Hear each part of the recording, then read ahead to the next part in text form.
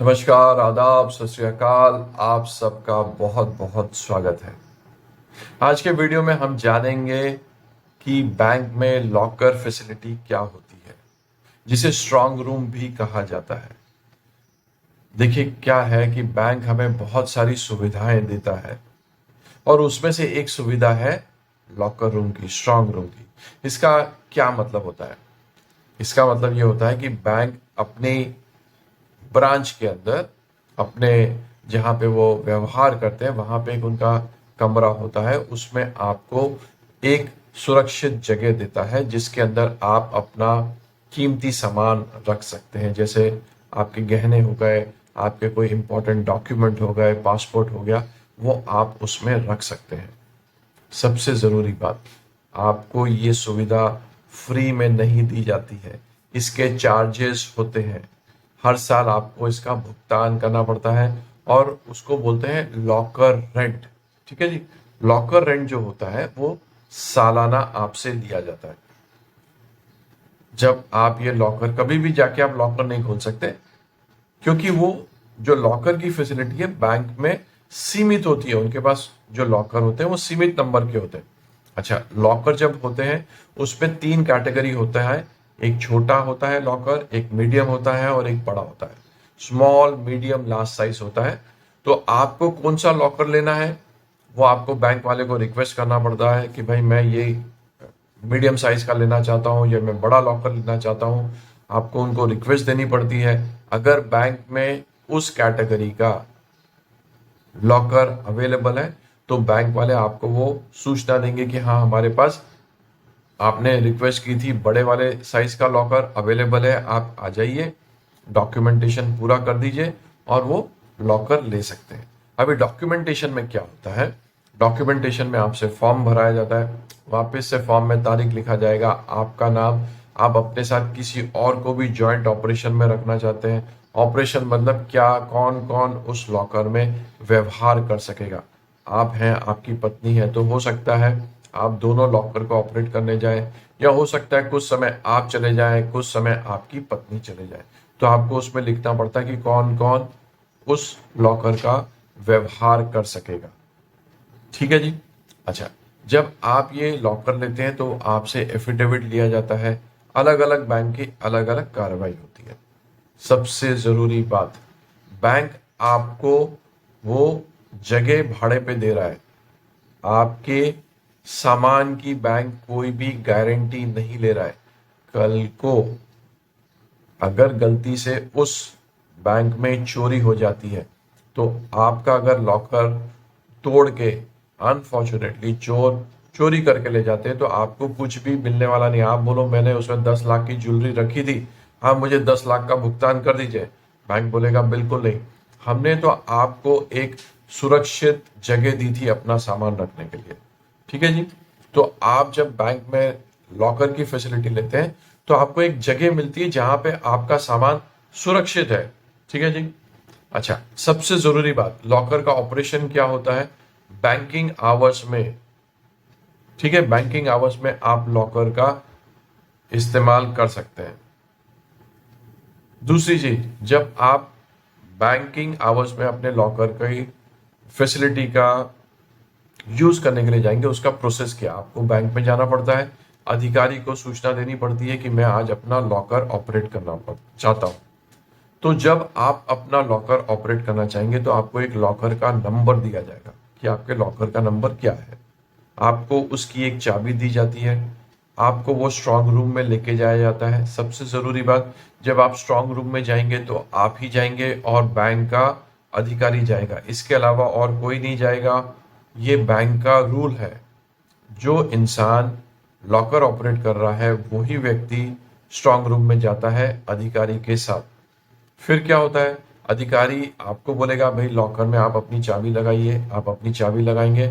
उसके बाद अधिकारी अपनी मास्टर की लगाएगा, लॉकर को खोलेगा और वहां से चला जाएगा। मैं वापस से दोहराता हूं, पहले आपकी चाबी लगेगी, उसके बाद बैंक के अधिकारी जो है वो मास्टर की से उसको खोलेंगे।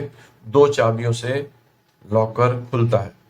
उसके बाद अधिकारी बाहर चला जाएगा, और आपको जो अपना सामान रखना है, देखना है, जो कुछ भी आपको अपने लॉकर में करना है वो आप कर सकते हो। ठीक है जी, आपने अपना जो सामान रखना था, लेना था, सब कुछ कर लिया।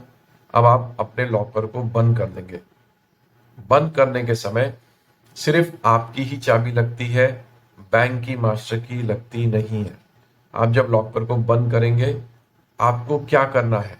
सबसे जरूरी चीज, आपको जब आपने लॉकर बंद कर दिया, एक बार वापस से उसको चेक कीजिए आपने ठीक से बंद किया है कि नहीं किया। कई बार लोग बाग गलती से अपना लॉकर खुला छोड़ के आ जाते हैं, उनको लगता है उन्होंने लॉक कर दिया, लेकिन लॉक होता ही नहीं है।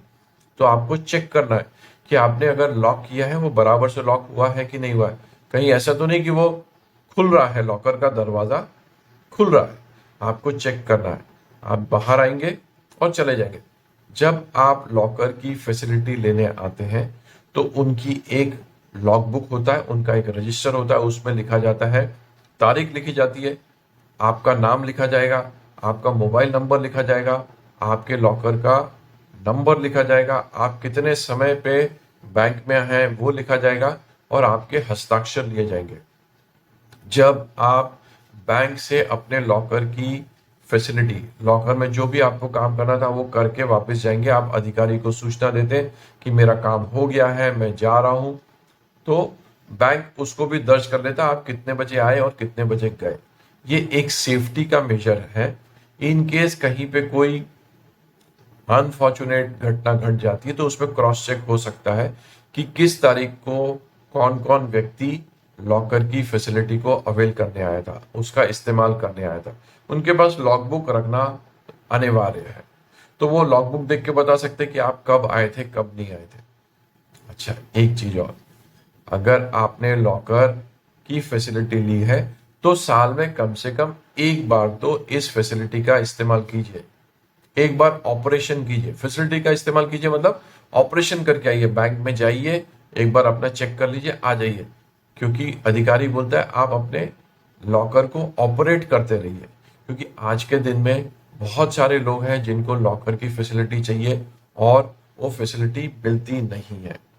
ठीक है जी, अब मान लीजिए आपने लॉकर की फैसिलिटी ली है और अनफॉर्चुनेटली आपके लॉकर की चाबी आपसे गुम गई है।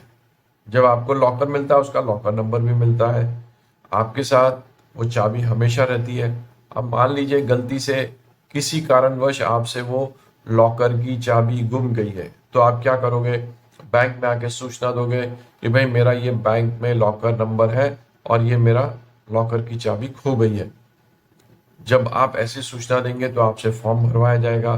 फॉर्म में क्या लिखवाया जाएगा? तारीख लिखवाई जाएगी, आपका नाम, आपका बचत खाता, आपका लॉकर का नंबर, उस लॉकर को कौन कौन ऑपरेट कर रहे थे, ठीक है, वो पूरी जानकारी ली जाएगी। उसके बाद बैंक का एक प्रोसेस होता है, वो लॉकर जिस भी कंपनी ने बनाया होता है उसको वो इन्फॉर्म करते हैं और वो कंपनी वाले बैंक में आते हैं, आपको भी बुलाया जाता है, आपके सामने उस लॉकर को खोला जाता है। कौन कौन रहेगा जब ये लॉकर खोलने की कार्यवाही होगी?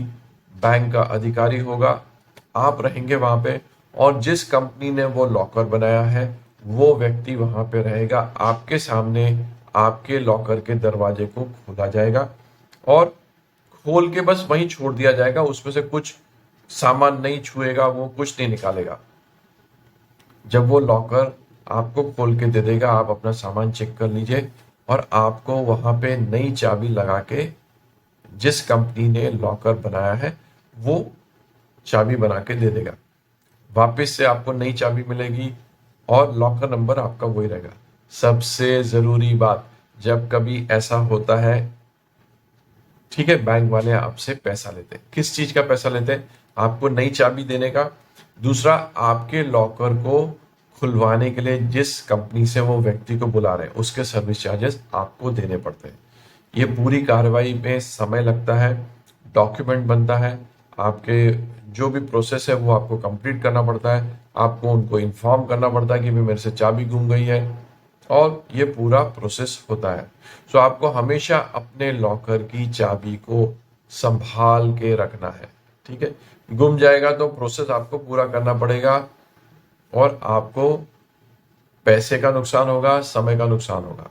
ठीक है जी।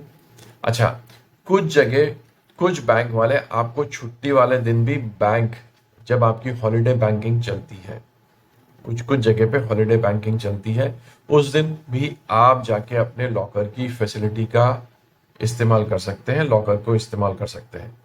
लॉकर का इस्तेमाल बैंकिंग आवर्स में आप कर सकते हैं। ट्रांजैक्शन आवर्स और बैंकिंग आवर्स अलग अलग होते हैं, आप वो वीडियो देख सकते हैं।